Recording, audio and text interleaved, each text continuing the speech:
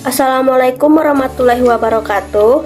Kepada yang terhormat Ibu Kinkin Yulianti selaku dosen pengampu mata kuliah Public Relation, izinkan kami dari kelompok 4 akan mempresentasikan materi mengenai Public Relation and the Marketing Mix. Tapi sebelum itu, izinkan kami dari kelompok 4 memperkenalkan anggota kami terlebih dahulu. Yang pertama ada saya sendiri, yaitu Hana Kamila Putri. Kemudian yang kedua ada Ranjani Nur Fatimah. Kemudian yang ketiga ada Sheila Putri Anggraini. Dan yang keempat ada Yohana Lastri Dara. Selanjutnya, topik-topik yang akan kami bahas dalam materi ini terdiri dari yang pertama rangkuman, yang kedua contoh kasus, yang ketiga conception, yang keempat produk life cycle, kemudian yang kelima marketing research, kemudian yang keenam naming and branding, yang ketujuh produk image, yang kedelapan market segment, yang kesembilan pricing, yang kesepuluh range, yang kesebelas packaging, dan yang terakhir atau yang ke-12 adalah distribution.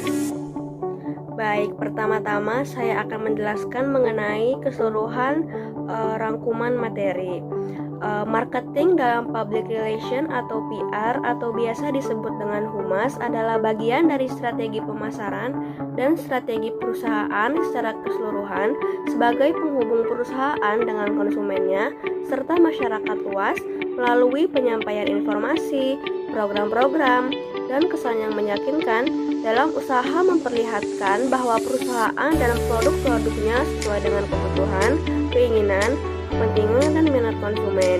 Terdapat beberapa bagian dalam marketing in public relation, diantaranya conception, product life cycle, marketing research, naming and branding, product image, market segment, pricing, packaging, dan distribution.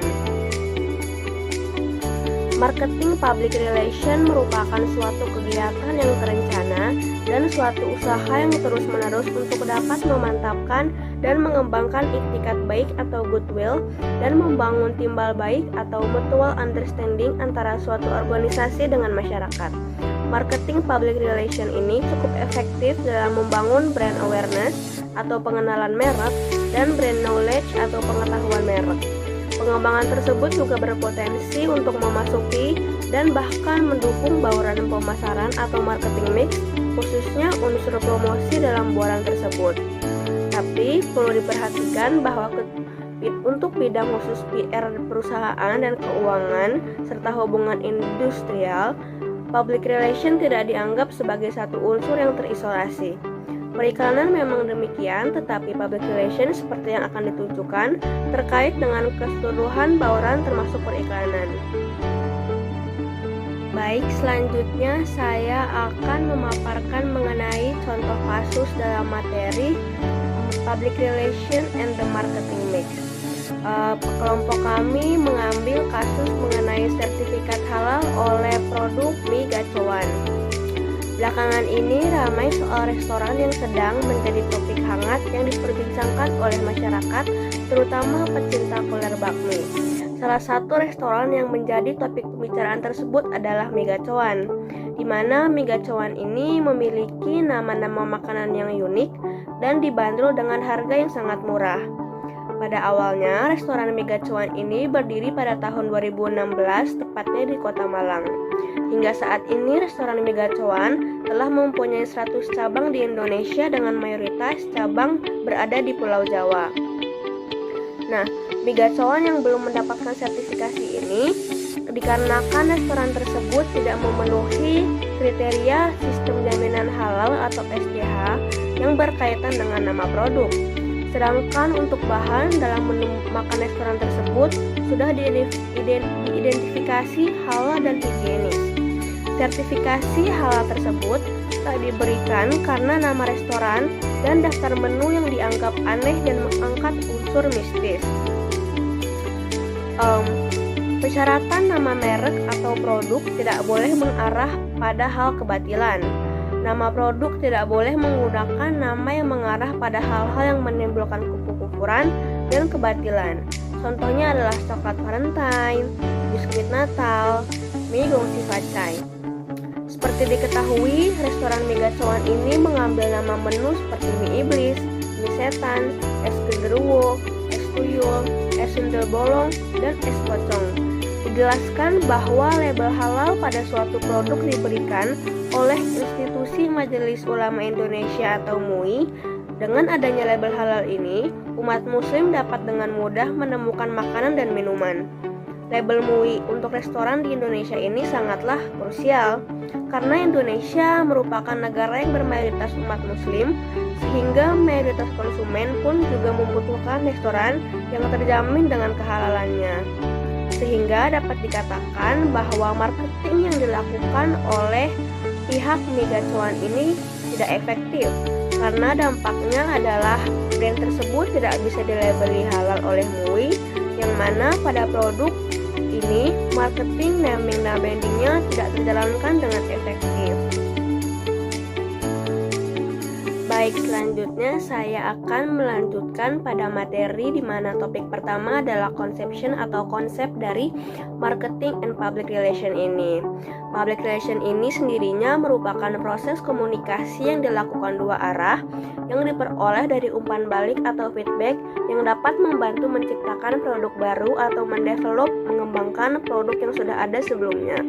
Feedback atau umpan balik ini dapat berupa saran, keluhan, maupun pengalaman yang dilaporkan dalam surat atau opini pembaca yang diterbitkan dan diungkapkan ke dalam media sebagai akibat dari masuknya informasi yang dihasilkan dari staf, distributor, dan hubungan pelanggan sebagai hasil dari pemantauan dan penelitian media untuk mendeteksi tren, keinginan, serta indikasi pasar. Departemen Humas atau Public Relation ini merupakan mata dan telinga organisasi. Yang dimaksud dengan pernyataan tersebut adalah bahwa departemen ini menjadi sebuah dinas intelijen. Beberapa feedback atau umpan balik akan dijadikan sebagai volunteer sebanyak feedback tersebut harus dicari. Manajemen pemasaran dapat mendorong, menyambut, dan menafsirkan arus masuk ini yang dalam banyak hal adalah benar, merupakan jenis lain dari penelitian. Namun hal ini menunjukkan karakteristik penting dari humas, yaitu kemampuannya untuk mencari dan menerima informasi serta menerbitkannya. Berbagai informasi penulis yang terdapat di media seperti diantaranya, minat rumah tangga dapat mengkritik desain peralatan tertentu. Kemudian penulis berkebun mungkin bertanya mengapa tidak ada pernah membuat alat ini. Penumpang pesawat terbang pelanggan paket wisata dapat memberikan komentar kepada pramugari atau kurir. Dealer mungkin mengetahui komentar yang dibuat secara konsisten dari pelanggan. Bagaimana informasi-informasi tersebut dapat sampai ke perusahaan? Ini merupakan komunikasi yang harus diperhatikan oleh manajemen pemasaran yang berpikiran public relation atau humas. Informasi ini dapat disaring melalui saluran biasa, tapi sistem umpan balik atau feedback harus dirancang baik secara langsung oleh manajemen perusahaan pemasaran atau melalui unit public relation. Hal yang penting adalah bahwa public relation ini merupakan sarana akses informasi, bahwa komunikasi berarti membaca, menerima, dan mendengarkan serta menulis, menerbitkan dan mengirimkan.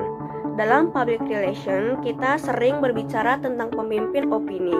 Dalam diskusi kali ini, melacak apa yang dikatakan oleh para pemimpin opini mungkin lebih penting daripada berusaha memastikan bahwa apa yang mereka katakan adalah informasi yang tepat dan benar.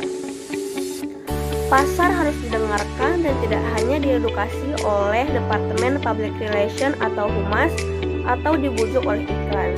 Hal ini tidak sama dengan mensurvei pasar karena menyangkal semua logika riset pemasaran, karena sampel yang bisa dijadikan yang bisa jadi signifikan dan biasanya bisa jadi diperbolehkan. Bahkan penting jika pandangan seorang kritikus sangat penting. Selanjutnya adalah mengenai product life cycle. Product life cycle atau PLC dibangun atas dasar anggapan bahwa produk mengalami siklus hidup seperti manusia, dari lahir, tumbuh, dewasa, hingga meninggal. Dari perspektif tersebut, PLC kemudian menyajikan tingkat struktur hidup produk dan menyediakan arah bagi perusahaan yang beragam yang dibutuhkan untuk memproduksi dan mendistribusikan produk yang ditawarkan. Oleh karena itu, PLC dibagi menjadi beberapa fase, antara lain yang pertama, perkenalan produk atau introduction. yang dimulai ketika perusahaan menemukan ide produk baru dan mulai mengimplementasikannya. Pendapatan penjualan yang dalam perkembangannya masih nol dan biaya investasi tinggi. Setelah itu, produk diperkenalkan kepada pasar. Pendapatan penjualan mulai naik perlahan tetapi tidak memiliki profitabilitas karena biaya pemasaran produk masih tinggi. Yang kedua itu ada pertumbuhan atau growth, di mana pada fase ini penjualan dan keuntungan mulai meningkat. Yang ketiga itu ada jatuh tempo atau maturity. Pada periode ini, pertumbuhan pendapatan penjualan mulai menurun karena mayoritas calon pembeli memilih produk alternatif atau karena meningkatnya biaya pemasaran untuk melindungi produk dari pesaingnya. Yang terakhir itu ada penurunan atau decline, tahap ketika pendapatan penjualan dan laba menurun. Mie pedas seperti mie gacoan baru-baru ini menjadi sangat populer, terutama di kalangan anak muda, bahkan hanya dengan menyediakan sedikit macam pilihan menu. Hidangan mie yang ditawarkan di restoran ini dinilai cukup enak dan memiliki rasa yang unik, terutama pedas. Selain itu, mie gacoan menawarkan menu-menu sampingan seperti dimsum dan berbagai es yang sama lezatnya.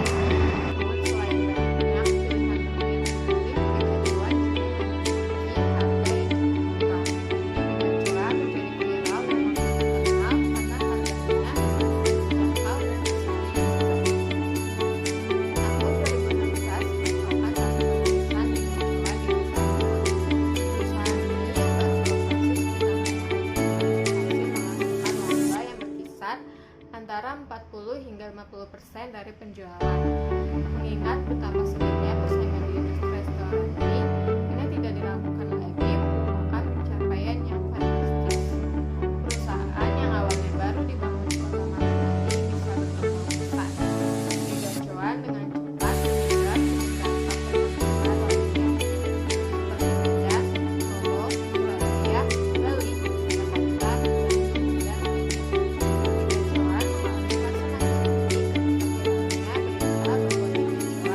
belum mendapatkan sertifikat halal. Hal tersebut membuat beberapa pelanggan berhenti membeli mie gacoan untuk sementara waktu. Walaupun begitu, penjualan mereka masih terbilang stabil dan tidak mengalami penurunan yang signifikan. Hal ini terjadi karena walaupun masih belum resmi mendapatkan sertifikat halal, MUI telah mengumumkan bahwa segala bahan yang dipakai dalam mie gacoan sudah terbukti halal. Hal itu membuat banyak pelanggan merasa aman untuk tetap membeli mie gacoan. Selanjutnya adalah marketing research atau riset pasar. Riset pasar atau pemasaran yaitu riset yang dilakukan pihak hubungan masyarakat, contohnya dengan pemantauan media terhadap aktivitas pesaing, yang dapat menjadi informasi yang tak ternilai dalam pengembangan pemasaran dan rencana strategis organisasi. Ketika perlu untuk memahami keadaan pasar, pendapat atau sikap di antara satu atau lebih publik, riset pemasaran harus dilakukan. Ada banyak cara agar riset pemasaran dapat didekati dan beragam teknik yang berbeda. Sebelum membuka restoran mie gacoan, Haris Kristanto selaku pendiri mie gacoan sudah pasti melakukan riset pasar terlebih dahulu. Riset pasar yang beliau lakukan adalah dengan mengamati restoran-restoran viral lainnya yang mengusung tema makanan pedas dengan berbagai macam level. Beliau melihat bahwa menu-menu tersebut sangat banyak diminati konsumen atau pelanggan, sehingga ikut mengusung tema tersebut.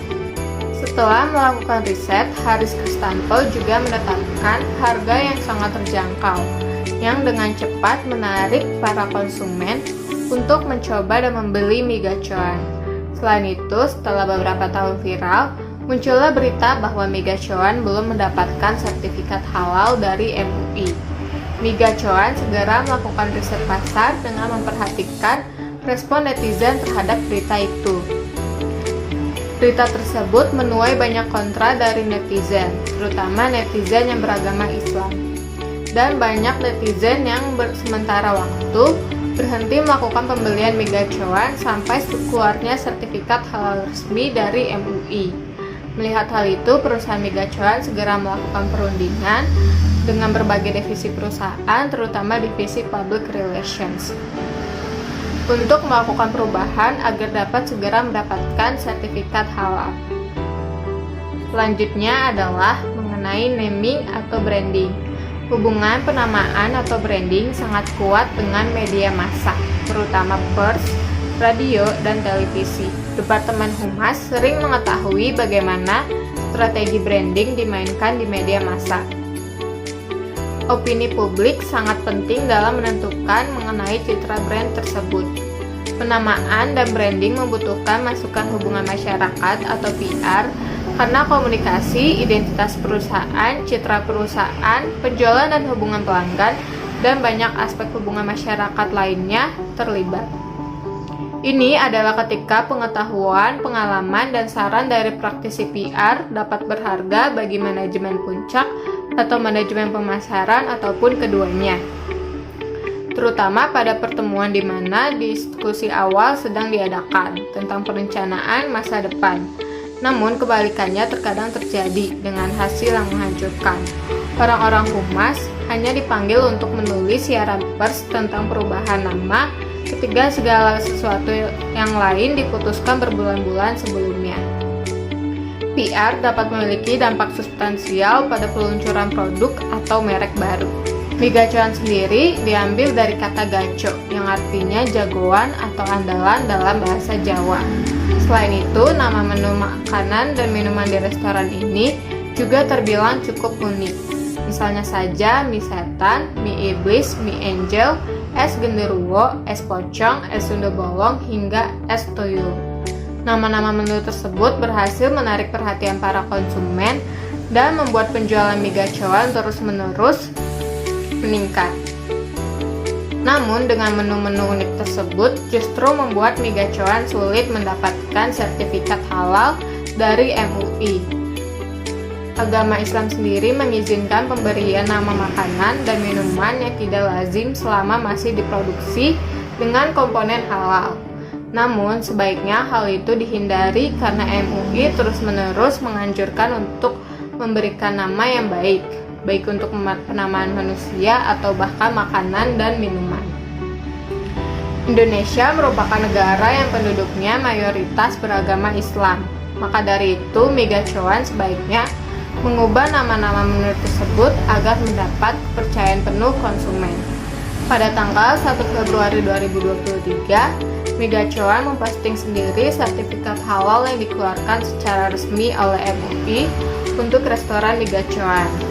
Migacuan juga secara resmi mengungkapkan nama menu baru mereka agar dapat memenuhi persyaratan sertifikat halal.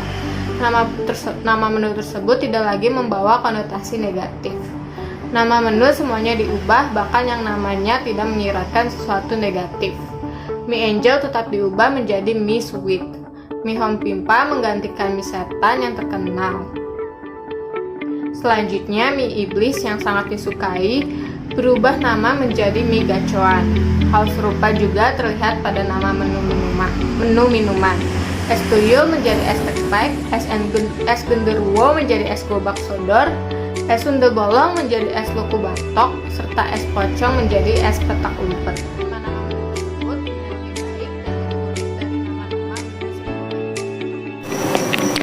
Selanjutnya ada produk image atau bisa disebut dengan citra produk, yang mana merupakan kesan atau keyakinan yang dipancarkan dan dimiliki oleh seseorang terhadap suatu produk, di mana semakin baik sebuah produk maka para konsumen akan menjadi tertarik untuk memiliki dan membeli produk tersebut. Citra produk ini dapat diukur berdasarkan beberapa indikator, yang mana yang pertama bisa dilihat dari fungsi produk tersebut, selanjutnya dari gaya atau estetika dari produk tersebut, selanjutnya ada kualitas, dan juga yang terakhir ada daya tahan dari produk tersebut. Citra produk ini dapat diartikan sebagai sekumpulan asosiasi yang dipersepsikan konsumen terhadap suatu produk, yang meliputi atribut produk tersebut, manfaat bagi konsumen, penggunaannya, serta jaminan dari produk tersebut. Memiliki citra produk yang baik dalam sebuah perusahaan dapat membantu meningkatkan tingkat penjualan produk Karena dengan begitu konsumen dapat mempercayakan apa yang dibutuhkannya kepada produk yang memiliki citra yang baik. Memiliki citra produk yang baik dalam sebuah perusahaan dapat membantu meningkatkan tingkat penjualan produk tersebut, karena dengan begitu konsumen dapat mempercayakan apa yang dibutuhkannya kepada produk yang memiliki citra yang baik.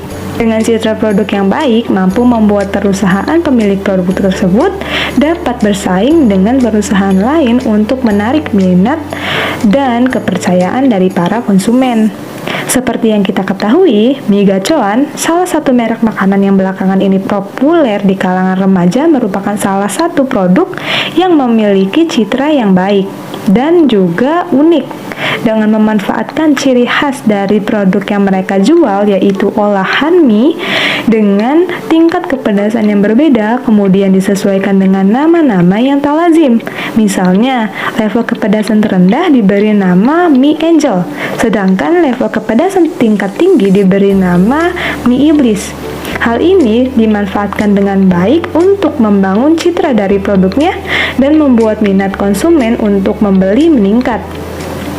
Namun, ada akibat dari pemberian nama yang tak lazim ini, di mana membuat produk mie gacoan ini sulit untuk mendapatkan sertifikasi halal dari MUI.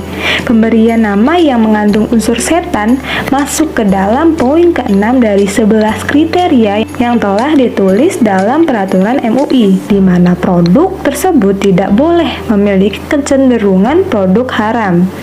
Namun, hal ini tidak menurunkan citra produk dari mie gacoan karena minat dan kepercayaan konsumen sudah sepenuhnya terbentuk, yang mana pada akhirnya tidak menurunkan popularitas mie gacoan di kalangan remaja saat ini.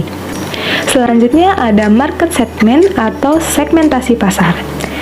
Sebelum itu, segmentasi pada hakikatnya adalah pembagian dalam beberapa kelompok pembeli yang beraneka ragam ke dalam kelompok yang lebih kecil, namun pola kebutuhannya memiliki kepentingan yang sama. Dengan hakikat tersebut, manajer pemasaran perlu membagi pasar ke dalam beberapa bagian secara strategis agar lebih mudah untuk mengaturnya, sehingga dapat lebih mudah dalam menentukan target pasar yang ingin dicapai dengan lebih akurat dengan membuat berbagai perubahan kecil dalam kegiatan pemasaran. Menurut Kotler, segmentasi pasar merupakan sebuah proses pembagian pasar secara keseluruhan untuk suatu barang atau jasa menjadi beberapa kelompok yang lebih kecil, di mana para anggota setiap kelompok memiliki kesamaan terhadap berbagai faktor yang mempengaruhi permintaan dari produk tersebut. Pada dasarnya, ada dua pendekatan yang dilakukan untuk menentukan segmentasi pasar, yaitu yang pertama ada pendekatan a priori dan pendekatan post hoc. Pendekatan a priori merupakan pendekatan yang didasarkan pada fakta, di mana perencanaan akan memutuskan lebih dulu riset yang mana yang dijadikan basis data untuk menentukan segmentasi yang digunakan. Dengan begitu, konsumen dapat dikategorikan berdasarkan pola pemakaian produk atau jasa, karakteristik demografi, atau profil psikografi. Setelah memutuskan kategorinya, selanjutnya adalah mengidentifikasi ukuran atau besaran, lokasi yang tepat, dan potensi dari setiap segmen untuk memutuskan fokus dari usaha pemasaran produk tersebut. Lalu yang kedua ada pendekatan post hoc, yang mana merupakan pendekatan dengan mengandalkan temuan peneliti, di mana hasil yang diperolehlah yang dapat memberikan gambaran terkait dengan sikap, perilaku, atribut, atau manfaat jika difokuskan pada kelompok konsumen tertentu. Informasi ini digunakan sebagai dasar untuk menentukan pembagian pasar. Pada produk mie gacoan, perusahaan melakukan segmentasi pasar dengan baik untuk membuat produk ini semakin dikenal dan diminati oleh kalangan remaja khususnya. Dari awal mie gacoan berdiri, mereka telah menentukan segmentasi pasar dan menerapkannya dalam rencana bisnis yang mereka miliki, termasuk dengan pemilihan lokasi serta harga yang ditawarkan dalam setiap menunya. Dengan melakukan segmentasi pasar dan menetapkan target pasar di mana targetnya merupakan remaja yang memiliki selera dalam mengonsumsi makanan pedas, menjadikan produk mie gacoan mampu bertahan dan bersaing dengan produk dari perusahaan lain. Selanjutnya ada pricing. Penetapan harga atau pricing adalah suatu proses untuk menentukan seberapa besar pendapatan yang akan diperoleh atau diterima oleh perusahaan dari produk atau jasa yang dihasilkan dan ditawarkan kepada konsumen. Salah satu keputusan tersulit yang dihadapi oleh perusahaan adalah mengenai penetapan harga. Dalam menetapkan harga, ada beberapa metode yang dapat digunakan tergantung pada tujuan penetapan harga yang ingin dicapai. Menurut Fandi Ciptono, metode penetapan harga dikelompokkan menjadi 4 macam berdasarkan basisnya, yaitu berbasis permintaan, berbasis biaya, berbasis laba, dan juga berbasis persaingan. Yang pertama ada penetapan harga berbasis permintaan. Metode ini lebih menekankan pada faktor yang mempengaruhi selera dan preferensi pelanggan selain dari biaya, laba, dan persaingan. Permintaan pelanggan sendiri didasarkan pada berbagai macam pertimbangan. Di antaranya adalah kemampuan para pelanggan untuk membeli atau daya beli konsumen, kemauan pelanggan untuk membeli, posisi suatu produk dalam gaya hidup pelanggan, manfaat yang diberikan produk tersebut terhadap pelanggan, harga produk-produk substitusi, pasar potensial bagi produk tersebut, sifat persaingan non-harga, perilaku konsumen secara umum, segmen-segmen dalam pasar. Yang kedua, ada penetapan harga berbasis biaya. Metode ini yang menjadi faktor penentu harga utamanya adalah aspek penawaran atau biaya. Harga ditentukan berdasarkan biaya produksi dan pemasaran yang ditambah dengan jumlah tertentu sehingga dapat menutupi berbagai biaya langsung, biaya overhead, dan juga laba. Yang termasuk ke dalam metode ini adalah standard markup pricing, cost plus percentage of cost pricing, cost plus fixed fee pricing, and experience curve pricing. Selanjutnya ada penetapan harga berbasis laba. Metode ini berusaha menyeimbangkan pendapatan dengan biaya dalam penetapan harganya. Upaya ini dapat dilakukan atas dasar target volume laba spesifik atau dinyatakan dalam bentuk persentase terhadap penjualan atau investasi dari produk tersebut. Yaitu yang termasuk dalam metode ini antara lain ada target profit pricing, target return on sales pricing, dan target return on investment pricing. Yang terakhir ada penetapan harga berbasis persaingan. Selain berdasarkan pada pertimbangan biaya, permintaan atau laba, harga juga dapat ditentukan atas dasar persaingan, yaitu apa yang dilakukan pesaing. Metode penetapan harga berbasis persaingan terdiri atas 4 macam, yaitu customary pricing, above at or below market pricing, loss leader pricing, dan sealed bid pricing. Dalam kasus mie gacoan, perusahaan menentukan harga produk yang dijual sesuai dengan kemampuan target pasarnya, yaitu rata-rata konsumen berada di usia 15-30 tahun. Dengan mempertimbangkan hal tersebut, mie gacoan tidak menerapkan produknya dengan harga tinggi. Mie gacoan memposisikan brandnya sebagai tempat makan yang menyediakan makanan dan minuman dengan berbagai variasi dan juga suasana yang nyaman. Dengan menetapkan hal tersebut, dapat memberikan kesempatan baik untuk mie gacoan bersaing dengan para kompetitornya. Baik, selanjutnya saya akan menjelaskan terkait 3 kriteria atau 3 poin terakhir dari marketing mix, yaitu range, ada packaging, dan juga distribution. Nah, yang pertama saya akan menjelaskan terkait range atau proliferasi atau rasionalisasi. Jadi, proliferasi ini adalah bentuk diversifikasi terbatas. Diversifikasi ini melibatkan pengembangan varietas baru dari produk awal atau baru dilaunchingkan yang serupa dengan produk itu, bukan menjadi produk baru. Nah, diversifikasi produk ini dapat dilakukan dengan menambahkan produk baru ke dalam rangkaian promosi atau dengan mengubah produk yang sudah ada. Nah, strategi diversifikasi ini memungkinkan bisnis untuk mendapatkan peluang untuk lebih tumbuh dan juga berkembang melalui peningkatan penjualan. dengan memasuki pasar baru atau dari pelanggan yang sudah ada. Nah, pertimbangan PR dapat mencangkup pilihan yang minoritas atau pilihan yang dapat merugikan tentu saja, serta pilihan yang bisa memaksimalkan penuh daya beli. Memaksimalkan keuntungan yang tadi ini tidak berdasar pada PR yang bagus ataupun bisnis yang bagus. Tetapi, proliferasi produk ini bisa menjadi dilema bagi PR. Mengapa? Karena semakin banyak produk atau semakin banyak jenis produk yang ada, maka akan menyebabkan pelanggan kesulitan atau kebingungan untuk membuat pilihan pada produk yang tersedia. Atau dengan skenario buruknya, ketika pelanggan ingin mencari produk tertentu, produk tersebut sudah tidak ada. Nah, jika dikaitkan dengan materi ini dengan kasus yang ada, mie gacoan memiliki berbagai banyak jenis menu, mulai dari menu utamanya yang berbahan dasar mie, yang tersedia dengan level tertentu. Lalu ada aneka dimsum, selanjutnya ada aneka minuman yang menyegarkan, dan juga lain-lain. Dan uniknya, setiap menu-menu ini memiliki nama yang beragam dan tentu saja ikonik. Mulai dari mie angel, mie setan, dan juga mie iblis. Namun, siapa sangka nama-nama tersebut menyebabkan menghambatnya proses sertifikasi halal dari MUI. Gerai mie gacoan ini belum mengantongi sertifikat halal dari MUI. Nama-nama menu tersebut tidak sesuai dengan kriteria Sistem Jaminan Halal atau KSJH yang ditetapkan oleh LPPOM MUI sebagai sertifikasi halal suatu produk. Nah, kriteria tersebut ini terdapat dalam Halal Assurance System atau HAS 23.000 yang wajib dipenuhi perusahaan. Nah, produk yang didaftarkan ini tidak boleh memiliki kecenderungan bau atau rasa yang mengarah pada produk haram. Bentuk produk dan juga kemasan tidak boleh menggambarkan bentuk yang erotis, vulgar, ataupun porno. Juru bicara PT Pesta Pora Abadi yang menangani restoran ini menegaskan bahwa pihak ini tidak memiliki niat buruk terkait penamaan produknya.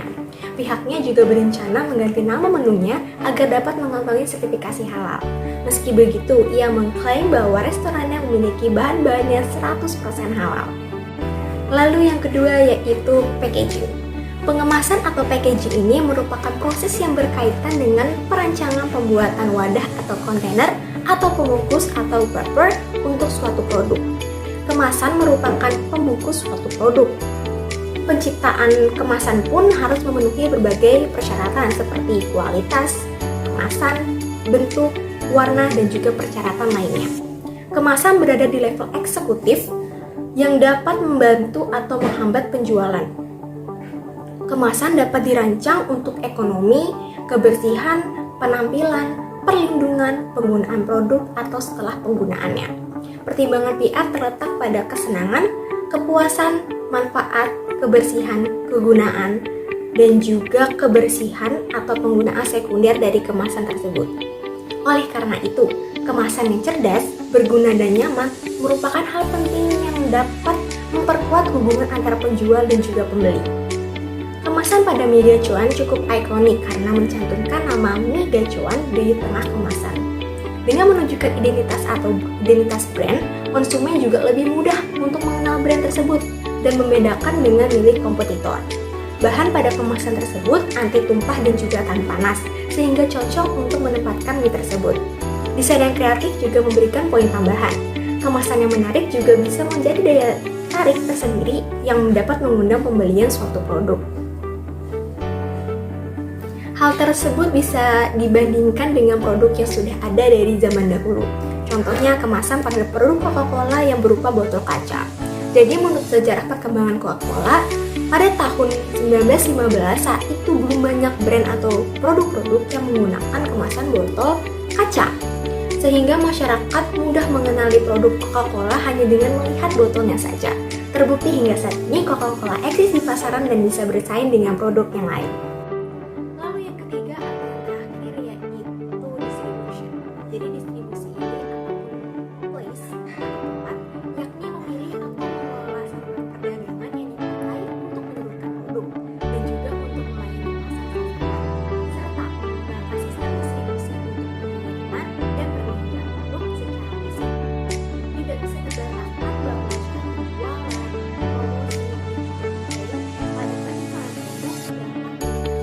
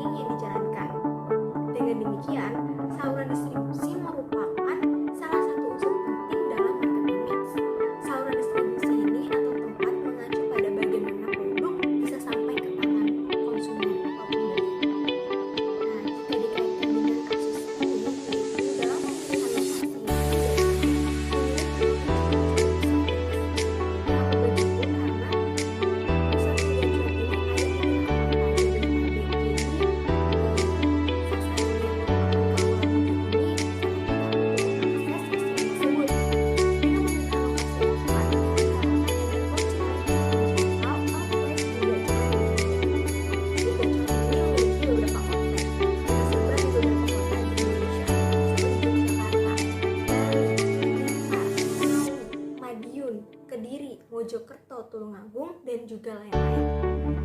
Dan juga salah satu contoh mie gacoan, outlet mie gacoan yang memiliki lokasi strategis yaitu mie gacoan Jalan Pelabuhan Baru, karena letaknya di tepi jalan raya sehingga memudahkan konsumen maupun ojek online atau ojek tidak memiliki untuk mencarinya.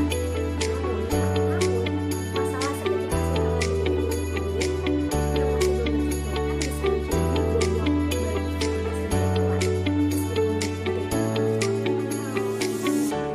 orang mulai dari setiap pengalaman. Jika label halal dari MUI ini masih menjadi problem yang belum terselesaikan, maka seiring dengan berjalannya waktu bisa dipastikan bahwa franchise mie gacoan ini akan kalah saing dengan kompetitor dan kompetisi bisa memberikan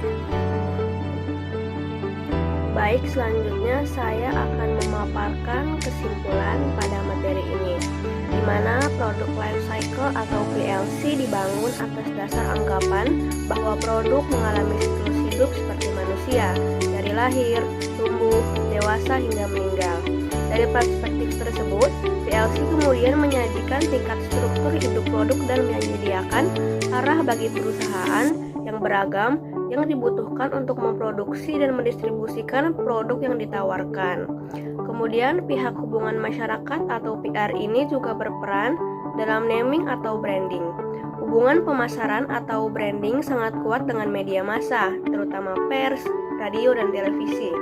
Departemen Humas mengetahui bagaimana strategi branding dimainkan di media massa. Opini publik penting dalam menentukan citra brand tersebut. Kemudian produk image merupakan kesan atau keyakinan yang dipancarkan dan dimiliki oleh seseorang terhadap suatu produk. Di mana semakin baik sebuah produk, maka para konsumen akan menjadi tertarik untuk memiliki dan membeli produk tersebut.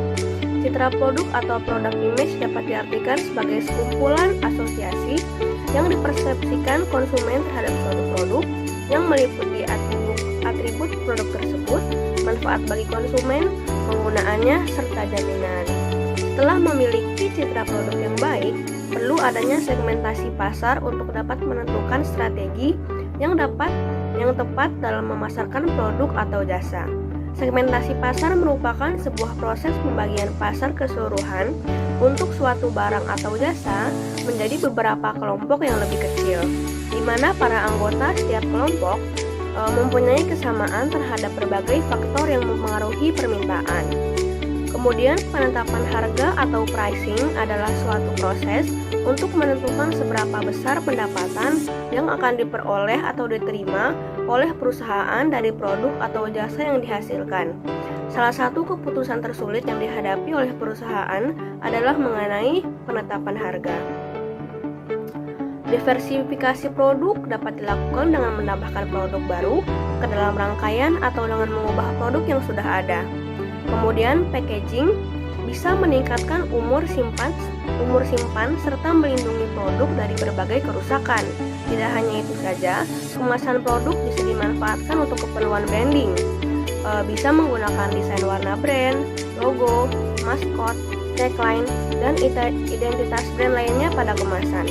Dengan menunjukkan identitas brand, konsumen juga lebih mudah mengenali brand dan membedakan dengan milik kompetitor. Di dalam strategi marketing, penentuan saluran distribusi yang tepat akan menentukan berhasil tidaknya strategi marketing yang dijalankan. Dengan demikian, saluran distribusi merupakan salah satu unsur yang sangat penting dalam marketing mix. Saluran distribusi atau tempat mengacu pada bagaimana produk sampai ke tangan konsumen. Sekian penjelasan dari kelompok kami mengenai materi Public Relation and the Marketing Mix. Kurang lebihnya mohon maaf apabila ada kesalahan. Wassalamualaikum warahmatullahi wabarakatuh.